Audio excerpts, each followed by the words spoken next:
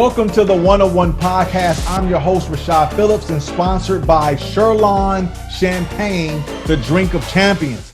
But before we get into episode 1, I want to share with my listeners a little bit of a mission statement from me from 101 Podcast. And this is why.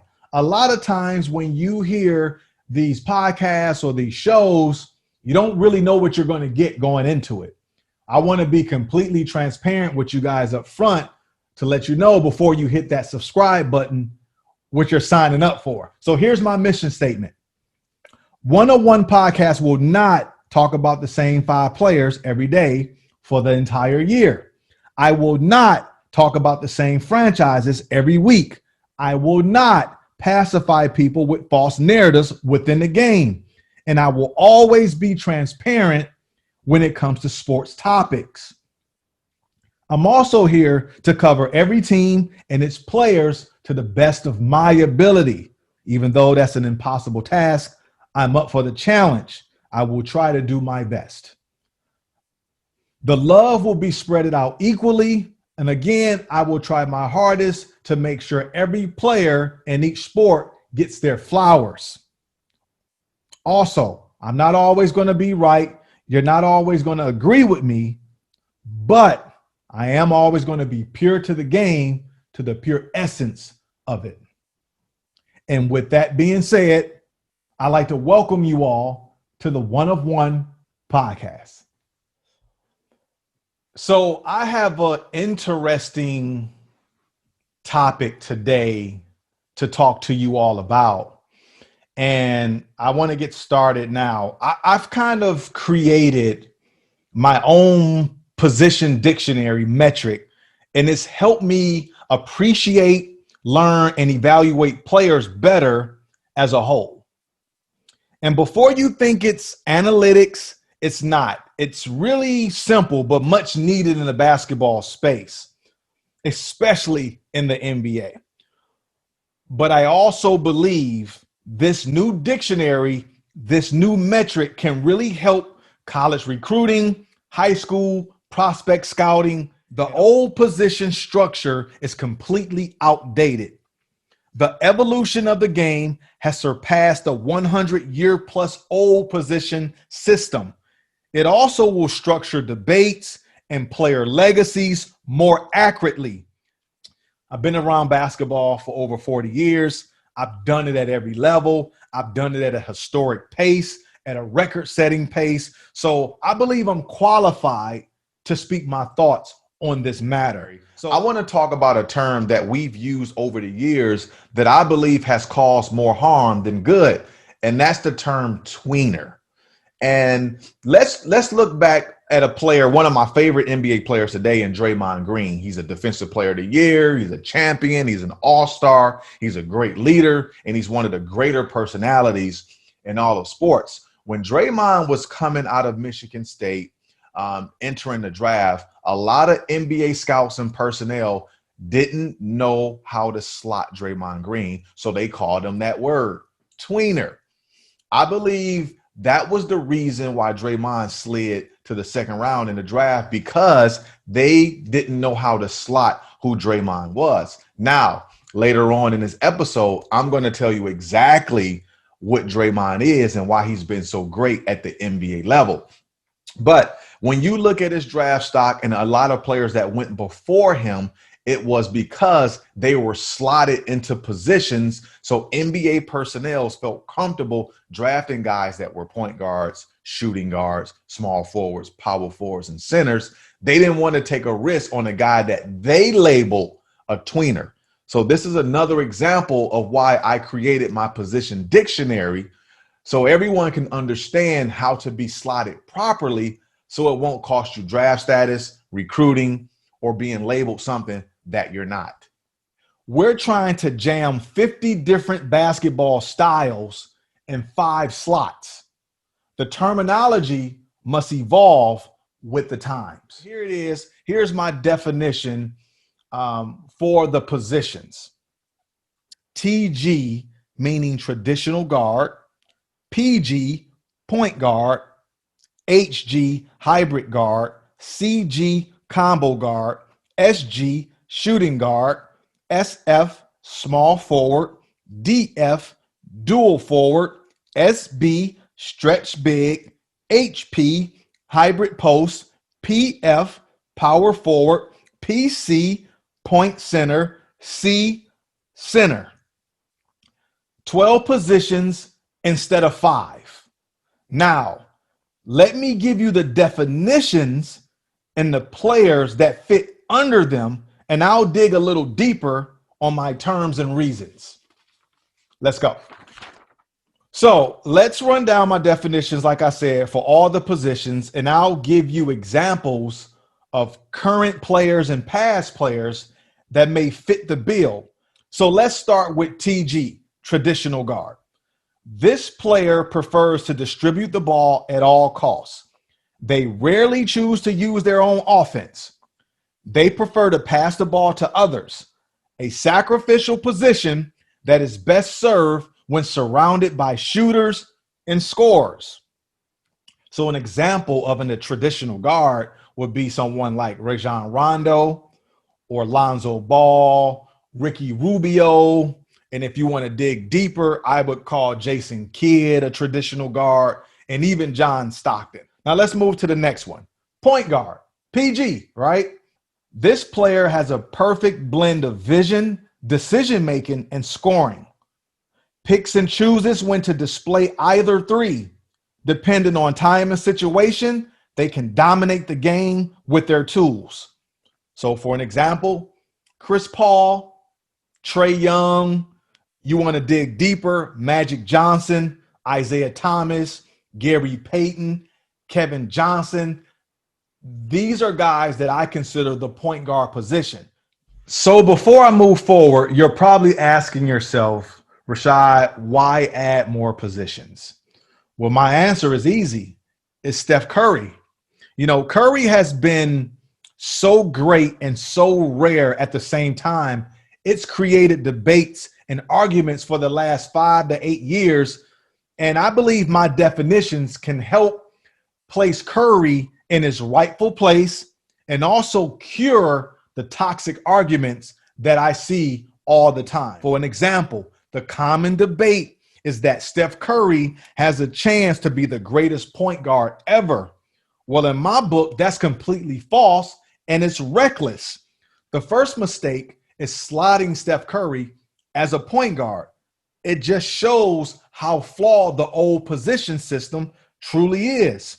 So Curry, in my opinion, could never be the greatest point guard of all time in front of Magic and Isaiah Thomas and John Stockton because he's not in that category. Think about it like music, okay? Think music. Music is genres, and basketball needs to be separated by genres as well. The greatest gospel artist can't be put in the greatest hip hop artist category. And why not? Because it's a different genre of music. Let's just say the point guard position is the rap game. Let's just use the rap game with the likes of Magic Johnson and Isaiah Thomas and John Stockton and CP3, etc. They represent that category. That genre of music belongs to them. Now, let's look at Curry as the gospel singer. And that's a different genre, but it's still music.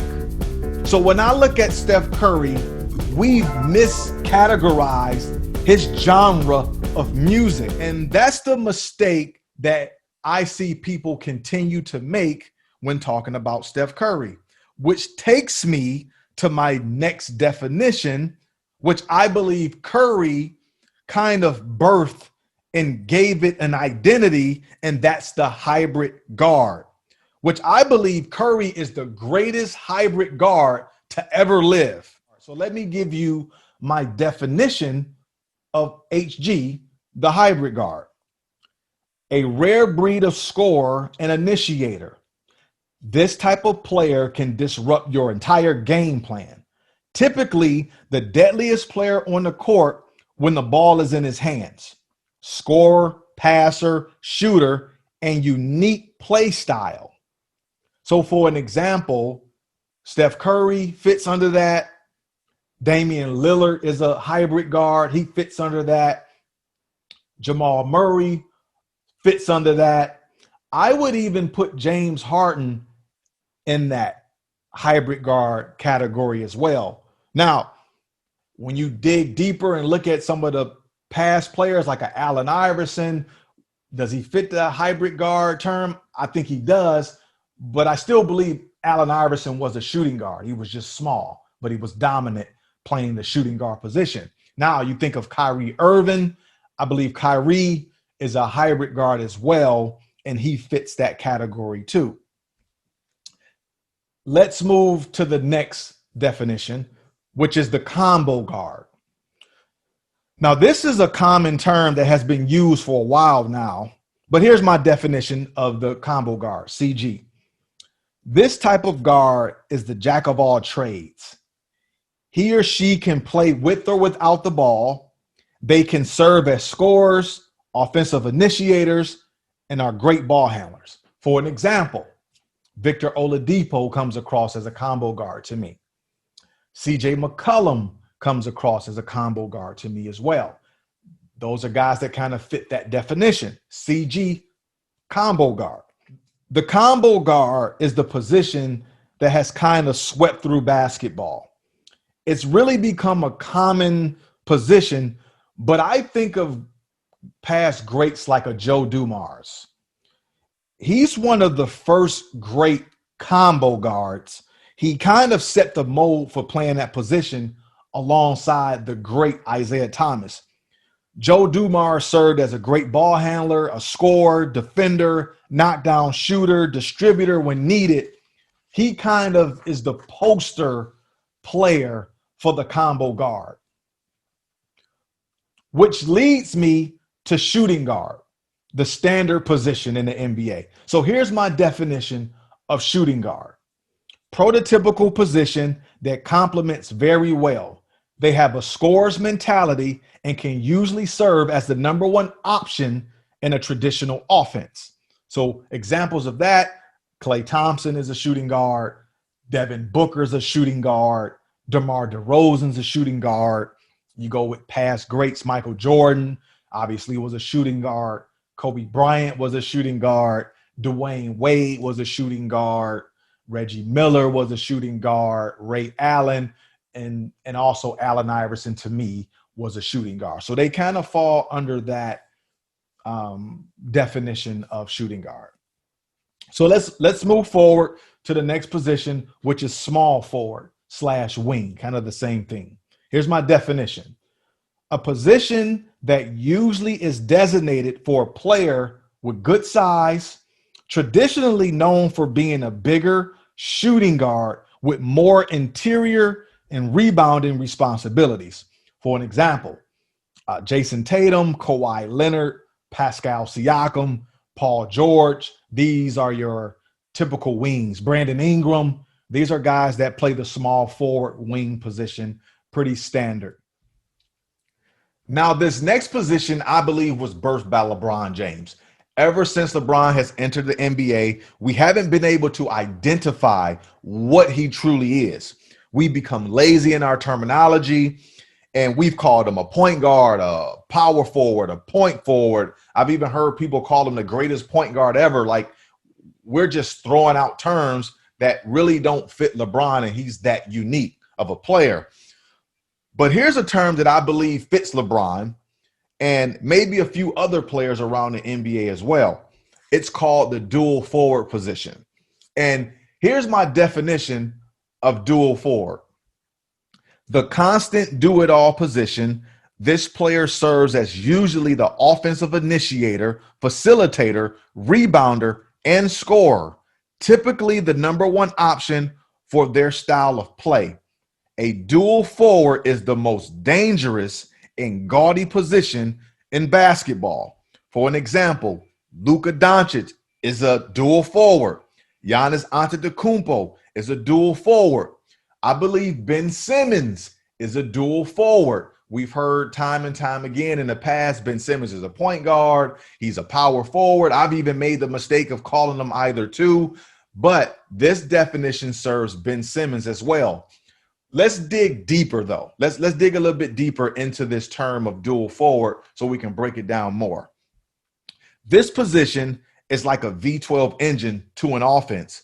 It racks up tons of stats and garnishes individual accolades. Bron with all of his MVPs. Giannis has won back-to-back MVPs. And I believe Luka will win an MVP playing the dual forward position as well. But here's the catch to being a dual forward. It's hard to win a championship playing that way, but LeBron James has been able to defy the odds by winning championships by playing the dual forward position, because it's so much responsibility. There's so much that weigh on your shoulders that it could be difficult when you get up in the ranks in the playoffs and obviously the NBA finals. But guys like Giannis, Luka, I believe that those two have the makeup to get their teams over the hump and join LeBron in that NBA championship category. So that's how I feel about the dual forward position. So the next position has been around for a long time, but never quite identified, and that's the stretch big. My definition for the stretch big, SB, a post player that predominantly does their damage from the perimeter, prefers jump shooting over posting, highly effective in pick and pop situations, and catch and shoot scenarios. So examples of stretch bigs in the NBA today, I look at Karl Anthony Towns, who has a history of shooting 40% from three, being a stretch big. You look at Porzingis, who to me is a stretch big, and you dig deeper into the roots of the game. Bill Laimbeer was a stretch big for the Detroit Pistons during their championship run. Dirk Nowitzki was a stretch big who was fantastic, one of the greatest players ever for the Dallas Mavericks. You look at Robert Horry was a stretch big, and we all know about the shots that he made being that position, the SB. So that's kind of a valuable position that has been around for a long time, but still hasn't been given its credence yet, like really given that credibility of being put out there. Stretch big, one of my favorite positions. The next position that I really love watching take shape and sweep across the NBA's landscape is the hybrid post, HP. With the bigs being taught to be more versatile to fit in today's game, this position is the one that intrigues me the most. We've watched players literally have to transform their bodies and styles to fit this mold. Let's look at Jahlil Okafor. He used to be a dominant back to the basket scorer. Now he's lost a ton of weight. He's added a perimeter shot, and he looks terrific. And maybe he'll become a hybrid post today. So here's my definition of hybrid post. HP, a big that brings hyper versatility on both ends of the court, can play with their backs to the basket, pick and pop, pick and lob, or offensive initiation. This position is a very unique style, and teams with this type of player consider yourself lucky. So for an example, hybrid posts are guys like Bam Adebayo, Anthony Davis, Draymond Green.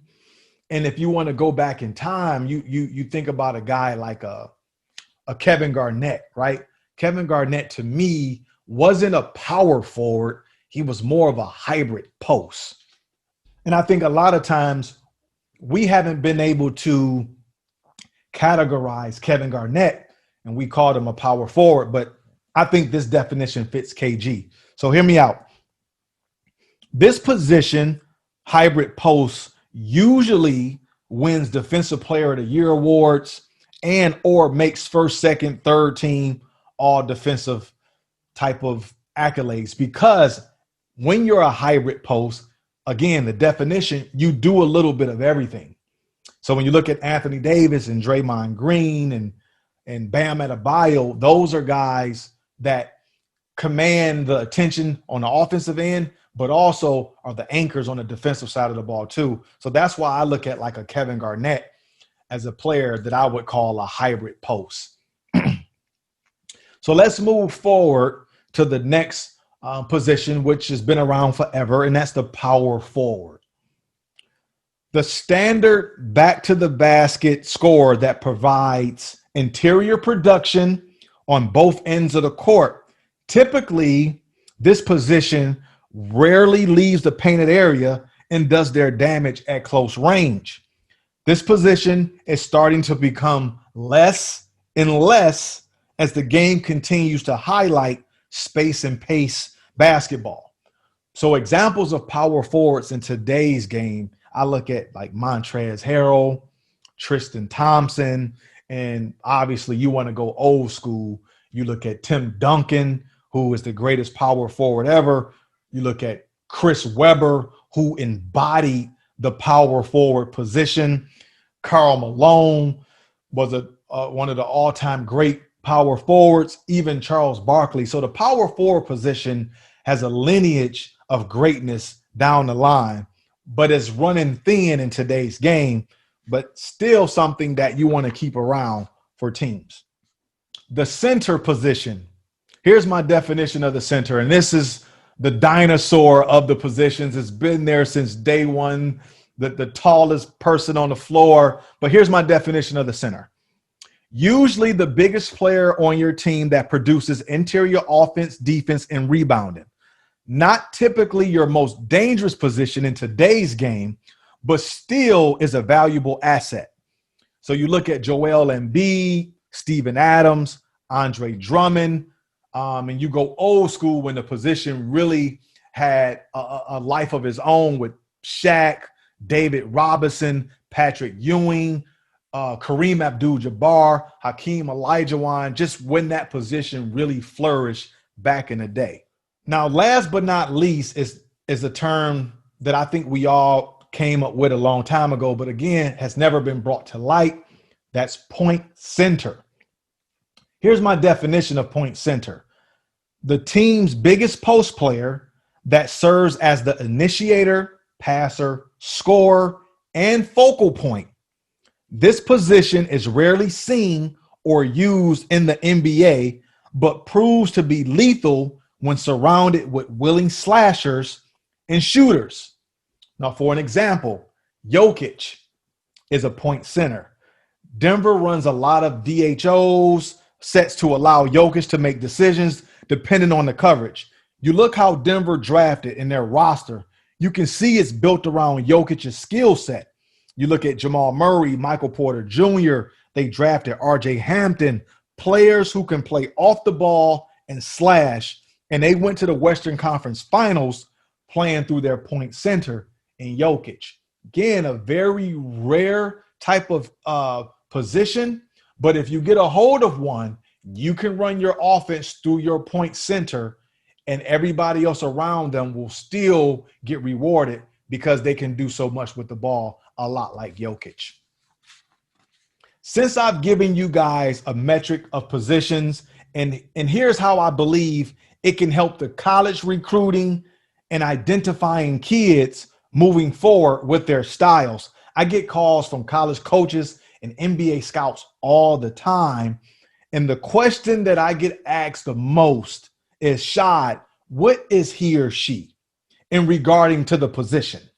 And it's always easy for me because I use my own position dictionary or metric and say, hey, coach, he's a dual forward. She's a dual forward. He's a traditional point guard. He's this, she's that. And once I explain it, they're on the other end of the phone like, that makes sense. Okay, all right, dual forward, point center, traditional guard, hybrid guard. So this is what makes this metric fun. You can mix and match all these positions because now I've added 7 new positions on top of the previous 5. So now you have 12 slots to put players in. Now you can have some fun, especially as a coach. When you're looking to play a certain style, you're able to slot players into different positions and see how it plays out. So let's have some fun here. Let's look at some NBA rosters and see what the coaches are putting together. Let's start out with the Lakers. Let's see what they're going to roll out this season. You got Dennis Schroeder. I call him a point guard. You got KCP. I call him a shooting guard. You got LeBron there. He's a DF. You got Anthony Davis there. He's a HP. And then you got Montrez, who's a PF. This is what the acronym should look like on the TV screen. This will add more accurate identifications of players and also help the fans actually understand what these players are. But what makes this lineup so dangerous in this Laker lineup is the DF and the HP. See, certain combinations are deadly. Anytime you compare a DF with the HP, that's going to be a team that can go far in the NBA or at the college level. Let's look at some other teams. Let's look at the Pelicans, for an example. People have struggled what to call Zion. What is he? Is he a forward? Is he a center? Zion, to me, is a hybrid post. So let's look at their lineup this year. You got Lonzo Ball, who's a TG, traditional guard. You got JJ Redick. To me, he's a shooting guard. You got Brandon Ingram, who's a small forward. You got Zion, who's an HP, hybrid post. And you got Steven Adams, who's a center. So I really like that lineup going forward. If Zion can stay healthy, that I like that hybrid post in that lineup because they do a little bit of everything. So let's look at my Atlanta Hawks. You got Trae Young, who's a point guard, who's a 4-level scorer. So that adds an extra dynamic to being a point guard. You got Cam Reddish, who's a small forward. You got Bogdan Bogdanovic, who's a shooting guard. You got John Collins, who's an HP to me, a hybrid post. And you got Clint Capella, who's a center. So let's move to the next team. Let's look at the Golden State Warriors. With Klay Thompson being hurt now, he's obviously the shooting guard, but you got Steph Curry as the HG. You got Kelly Oubre as a small forward. You got Andrew Wiggins as a small forward. You got Draymond Green as a HP. And you got James Wiseman, the rookie, that's a center, but could evolve into an HP one day. So when you look at that Golden State lineup, the dynamic that you see there is that HG and that HP, that hybrid guard mix with that hybrid post. So that's a very dangerous lineup to play against because of those dynamics. Now, let's look at the Dallas Mavericks because I think they're assembling a championship roster over there. You got Luka Doncic, who's the DF. You got Tim Hardaway Jr., who's the shooting guard. You got Dorian Finney-Smith, who's a small forward. You got Porzingis, who I believe is a stretch big, a SB. Sometimes he plays like a hybrid post, but I would consider him a SB, stretch big. And then you got Willie Cauley-Stein, who's a center.